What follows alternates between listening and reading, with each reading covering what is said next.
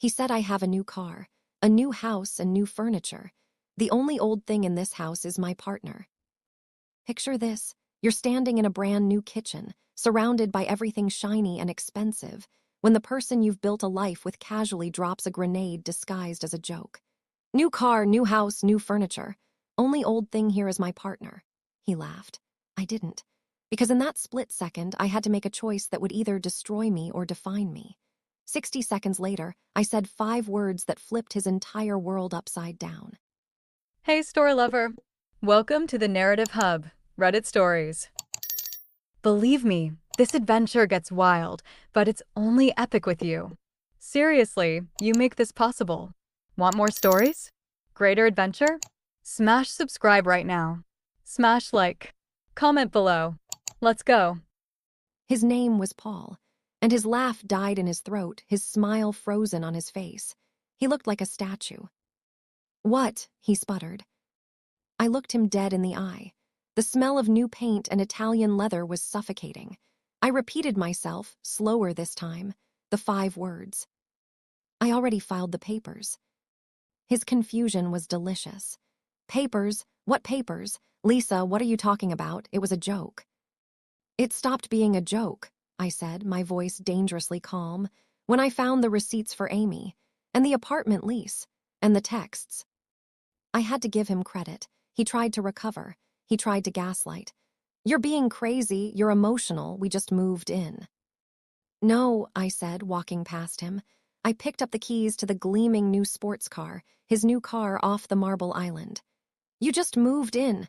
I dangled the keys. I'm just visiting. He lunged for the keys, but I was faster. Those are mine. Are they? I smiled, a real smile this time, cold and sharp. That's funny. The title is in my name. In fact, most things are in my name. You see, while you were busy upgrading, I was busy liquidating. He didn't get it yet. The mask was slipping, but he was still clinging to his new, shiny life. He thought this was a fight. He didn't realize the war was already over. This hadn't started with his cruel joke. It had started weeks ago. It started when he became distant, obsessed with this fresh start. It started when I felt like background furniture in my own life. I remember the exact moment I knew something was wrong. We were at dinner, one of those expensive places Paul suddenly insisted on frequenting, and he kept checking his phone. Every ping, every buzz, his eyes would light up in a way they hadn't lit up for me in months. Work, I'd asked. Yeah, he'd said, not even bothering to make it convincing. Big project coming up. But the real alarm bell, the car. He'd been so proud of it. A cherry-red convertible that screamed midlife crisis so loudly I'm surprised it didn't come with a built-in siren. He showed it to our friends, took photos for social media, even gave it a name. Phoenix, he called it. Rising from the ashes of his old life, he said. I should have paid attention to that metaphor. But he forgot who he married. I'm not the old thing who sits and knits. I'm the old thing who balanced his books for 20 years, the old thing who built the spreadsheet that allowed him to be this new, shiny monster. And when I checked the car's integrated GPS, because yes, I knew the password to everything, I didn't find a new project address. I found a name, Amy, and a location, an apartment 20 miles away. An apartment he'd been visiting 5 times a week, always during his late meetings and networking events. The first time I saw the pattern, my hands shook so badly I dropped my coffee mug. It shattered on the kitchen floor, our old kitchen, the one that suddenly wasn't good enough, and I just stood there, staring at the brown liquid seeping into the grout. 23 years of marriage, 2 children we'd raised together, a business we'd built from nothing, working 16-hour days in a cramped apartment while eating ramen and dreaming of something better. And he was throwing it away for someone named Amy, who probably didn't even remember where she was on 9/11. So I didn't cry. Not then. I saved my tears for the shower where he couldn't see them, couldn't use them as ammunition. Instead, I got strategic. I called Scott, a lawyer so sharp he could cut glass just by looking at it. We'd done business with his firm before, back when Paul and I were partners in every sense of the word. Scott had always respected me, always addressed his emails to both of us, never made the mistake of assuming Paul was the brains of the operation. I sat in his office 3 days later, not as a victim, but as a CEO planning a hostile takeover. He called me the only old thing, I told Scott, my voice steady despite the rage burning in my chest. Fine. This old thing is about to show him what classic really means. I want a return on my investment. Scott leaned back in his leather chair, steepling his fingers. Tell me everything. So I did. I laid it out like a business presentation. The GPS data, the apartment lease I'd found in his email. He'd gotten sloppy, arrogant. The credit card statements showing dinners at restaurants we'd never been to, jewelry purchases I'd never received, even a weekend at a bed and breakfast in wine country that he'd told me was a solo retreat to clear his head. Scott took notes, his expression growing darker with each revelation. And there's more, I said, sliding a folder across his desk. He's been acting strange about money, evasive. He opened new accounts, started an LLC I knew nothing about. Scott flipped through the documents I'd compiled. You've been busy. 20 years of doing the books, I said. You learned to spot discrepancies. He just smiled. Oh, Lisa, it's better than you think. He didn't just buy a car. He started a new LLC. He's been funneling money. I know, I said. I found that too. But did you find this? Scott slid a paper across the desk. My blood ran cold as I read it. He hadn't just siphoned money. He had used our shared assets, the assets from the company I helped build from a garage, the company I'd poured my soul into while he was the face at investor meetings, as collateral for a massive business loan. A loan to fund his new life, his new company, and his new partner. And right there, at the bottom of the document, was my signature. A perfect, clean, digital forgery. My hands started shaking again, but this time it wasn't from heartbreak. It was from pure, incandescent fury. He forged my signature, I whispered. He committed fraud. Scott nodded grimly. Federal fraud, wire fraud to be specific, and aggravated identity theft. We're looking at serious prison time if we pursue this criminally. That was when something inside me shifted. The crack that had been forming since I found those GPS coordinates didn't just break me free. It unleashed a hurricane. He hadn't just betrayed me. He hadn't just insulted me. He hadn't just replaced me with a younger model like I was a car with too many miles on it. He had committed a felony. He had stolen from me. He had tried to erase me. He thinks he's upgrading, I whispered to Scott, but he just gave me the keys to the bulldozer. Scott's smile was predatory. What do you want to do? I thought about it. I thought about the nice, quiet divorce where I'd walk away with half of everything and my dignity intact.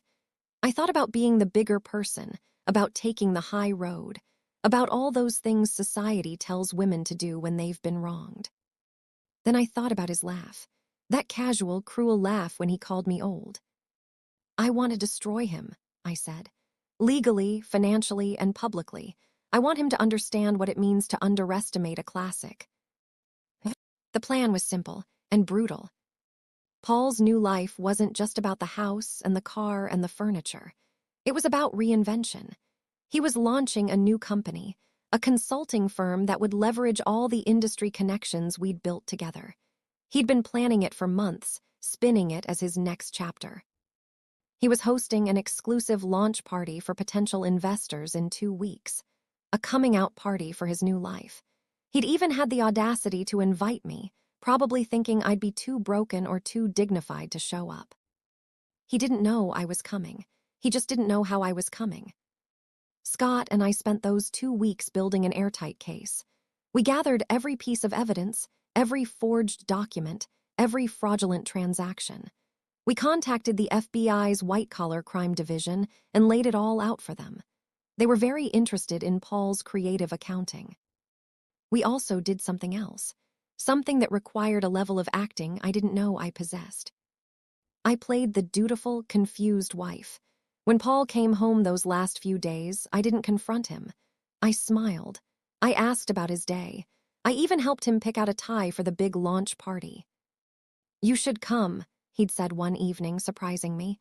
It would be good for appearances, show we're still amicable. Amicable. As if he hadn't already drawn up his exit plan, probably planning to serve me divorce papers right after his big success. I'll think about it, I'd said, keeping my voice neutral. The day before the party, I went shopping. Not for a dress, I already had the perfect one, a sleek black number that said I'm here for business, but for something more important. I went to a storage facility and rented a unit. Then I went home and started packing. Not everything, just the things that mattered. The photo albums from when our kids were young. My grandmother's jewelry. The first dollar bill we'd earned together, framed and hung in our old office. Paul didn't even notice. He was too busy rehearsing his speech, too busy texting Amy, too busy with his grand transformation. On the morning of the launch party, I did one more thing. I transferred every liquid asset I had legal access to into a separate account Scott had helped me set up. It wasn't stealing, it was protecting what was mine. Because once the hammer fell, Paul's accounts would be frozen faster than he could say embezzlement. He was standing on a small stage when I arrived that evening, with Amy. So young, so shiny, probably not even 30. Beaming at him from the front row like he was a rock star instead of a middle-aged man having a spectacularly predictable crisis. The venue was expensive. Probably cost more to rent for one night than our first apartment cost for a year. The room was full of money and ambition, men in expensive suits and women in designer dresses, all clutching champagne flutes and networking like their lives depended on it. Paul was mid-speech, talking about vision and new horizons and breaking free from the constraints of the past. Every word was a knife, but I let them bounce off me. I was wearing armor now, forged from betrayal and sharpened by rage. I walked right up the center aisle. The room didn't just go quiet. It felt like all the air had been sucked out of it, a silent earthquake. People turned to stare. Whispers rippled through the crowd like a wave. Paul froze mid-sentence. His new, expensive suit suddenly looked 2 sizes too big. His face went from confident to terrified in less than a second. "Lisa, what are you doing here? Security." "Don't bother," I said, my voice echoing in the sudden hush. I walked right up to the stage, my heels clicking on the polished floor like a countdown. I held out my hand for the microphone. He just stared at me, his hand tightening on it reflexively. "Give me the mic, Paul," I said quietly. "Or I start talking without it, and trust me, you want some control over the acoustics for this." He was too stunned to stop me. His hand went slack, and I took the microphone from him, the weight of it familiar and powerful in my hand. I turned to the crowd, scanning their faces.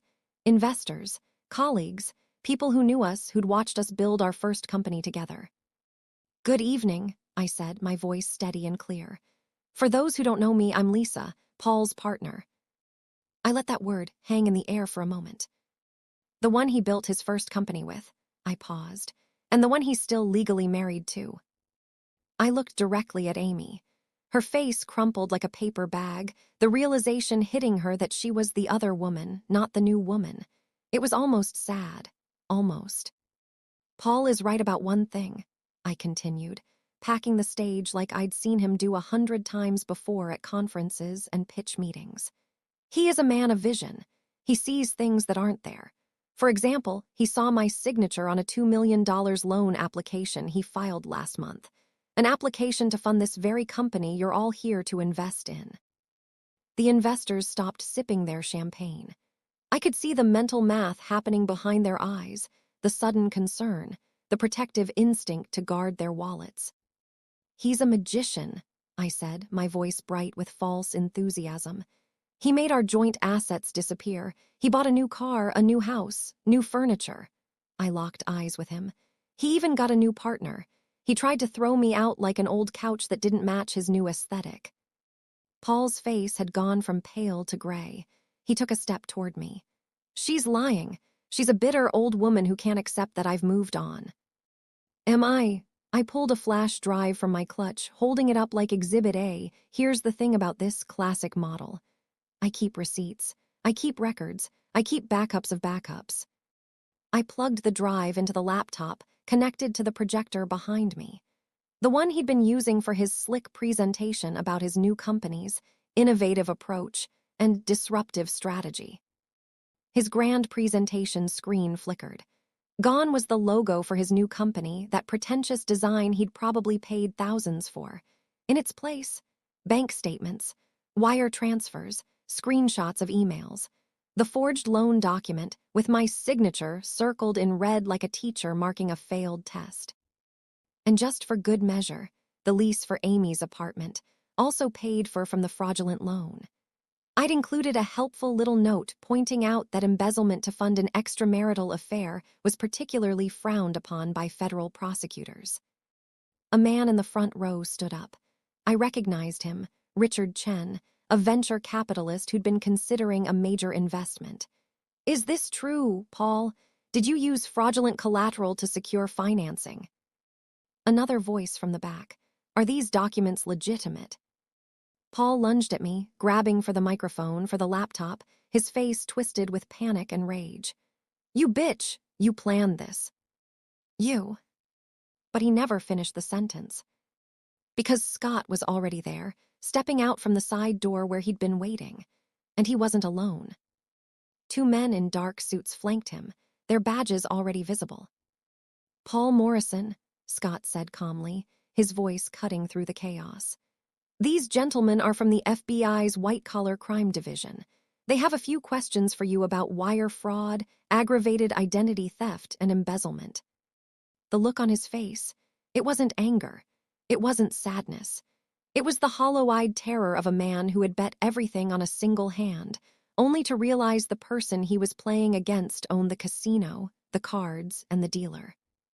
As they put his hands behind his back, and yes, they actually used handcuffs, which was more satisfying than I'd even imagined, he was still sputtering. You did this. You ruined me." I leaned in close enough that only he could hear me over the gasps and shocked murmurs of his failed audience. "You said you wanted everything new, Paul. Enjoy your new house, your new car, and your new very small shared cell. As for me." I took the car keys from my pocket. I'd had a copy made weeks ago, and tossed them in the air, catching them with a satisfying click. This old thing is cashing out. The aftermath was fast and brutal. The company imploded before it ever launched. The investors sued Paul for fraud and misrepresentation.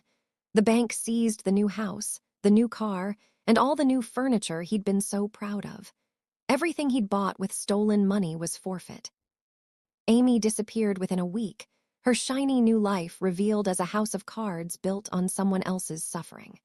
I heard through the grapevine that she moved back to whatever small town she'd escaped from, her dreams of being a power couple with a successful entrepreneur thoroughly demolished. Paul's lawyer, not Scott, obviously, tried to negotiate, tried to get me to drop the criminal charges in exchange for a clean divorce settlement. I said no. He tried to paint me as vindictive, as a woman scorned seeking revenge rather than justice. Scott shut that down immediately. "My client," he said in one particularly memorable court hearing, "is not seeking revenge. She's seeking accountability for multiple felonies. The fact that Mr. Morrison betrayed her personally doesn't negate the fact that he committed federal crimes." Paul pleaded guilty eventually. His lawyer advised him that fighting would only make things worse, and honestly, the evidence was overwhelming. 7 years, the judge sentenced him. 7 years for fraud, embezzlement, and identity theft. I was there for the sentencing. I wore red not for passion, but for power. I sat in the gallery and watched as he was led away, no longer the confident man who'd laughed at calling me old. He looked old himself now, broken, small. And me. I'm standing in an office now, 6 months later. It's not new, it's not sterile, it's mine. I built it with the settlement and with the satisfaction of knowing that old doesn't mean worthless. Old means strong. Old means experienced. Old means survivor. The office is in a historic building downtown, all exposed brick and original hardwood floors. My desk is an antique I restored myself. The art on the walls includes a piece my daughter made when she was 7, a finger painting of our family that I'd found packed away in the garage. Both my kids stood by me through everything. They'd been horrified by what their father did, but not surprised. He'd been different, my son told me, like he was trying to be someone he wasn't. I started my own consulting firm. Turned out that all those years of being the woman behind the man meant I had skills, connections, and expertise that people actually valued. My first 3 clients were companies who'd known Paul and me and who specifically wanted to work with me. "You were always the smart one of them told me over coffee. Paul was just the loud one. Sometimes I drive past the house that was supposed to be our fresh start. It's occupied by a new family now, their kids' bikes scattered across the lawn. I don't feel anything when I see it. It's just a building. The car, the cherry red Phoenix, I sold it. Donated the proceeds to a women's shelter. Seemed appropriate. I'm dadding again, carefully. A man I met at a business conference who makes me laugh and who, when I told him my story, said, his loss, his very, very stupid loss. We take things slow. I'm in no hurry. I spent 23 years rushing to build someone else's dreams. Now I'm savoring building my own. Last week I got a letter from Paul. The prison allows them to send mail, apparently. He apologized, said he didn't know what he'd been thinking, said he'd been going through something, a crisis, a moment of insanity, said he still loved me, said he was sorry for calling me old, for everything, for throwing away the best thing in his life. I read it once. Then I did something that would have been unthinkable a year ago.